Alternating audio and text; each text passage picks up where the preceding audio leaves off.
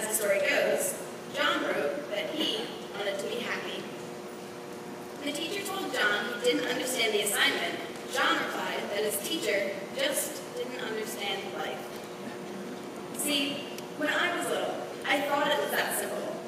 The meaning of life is to be happy, obviously. Well, 7-year-old me was only partially right. Life is about happiness, but not just your own. Life is about making others happy. Sometimes you can do this by spreading your own happiness around. Playing peekaboo with your baby cousin or baking cookies with your best friend after she's been through a breakup. And sometimes it takes work, volunteering to serve dinner at a homeless shelter or helping your little sister practice her violin until she gets it just right. And sometimes it means putting your own happiness aside to make others a priority. Life isn't just about you. As teenagers, we're all in the process of learning this, and sometimes it's hard.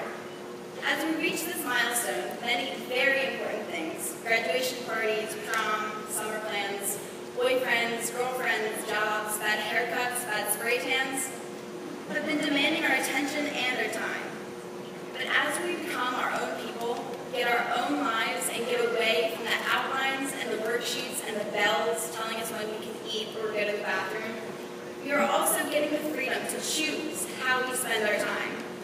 Let's remember to spend it wisely and focus not only on our own satisfaction, but that of others. Whether or not high school made you happy, it's over now. It's time for us to make our mark in the world and make our own happiness. And by doing so, we can make others happy too. Of course, we all know that it's important to make time for ourselves as we move out into college or the military or a job or a new apartment. But as we discover this newfound freedom of ours, we can't forget those people who helped us get where we are today. Make time for those people, our parents, teachers, coaches, siblings, and friends, who made us smile and made sacrifices for our benefit. Doing things for others not only makes us feel happy, it brings a more profound and lasting happiness. That feeling that warms you from the inside like a warm cup of hot chocolate after a long day of playing in the snow. I know you've all felt that fundamental difference between the satisfaction you get from eating French fries and that special warmth, that hot chocolate feeling that you feel when your dad unsmiles as he unwraps an awesome birthday present you spent so long picking out for him. That warm feeling is what gives life meaning. As I grew up, I realized more and more that life is less about happiness than it is about the sense of purpose and usefulness that we get from helping others. Sure, they may not always be grateful. I'm sure many parents and teachers can attest to that. And you won't always be awarded a Nobel Peace Prize for doing something good. The janitors, the restaurant chefs, the window washers of the world don't receive nearly enough credit.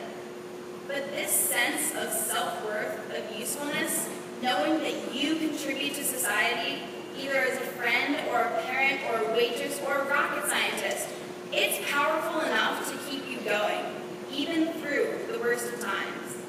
And no one can ever take it away from you.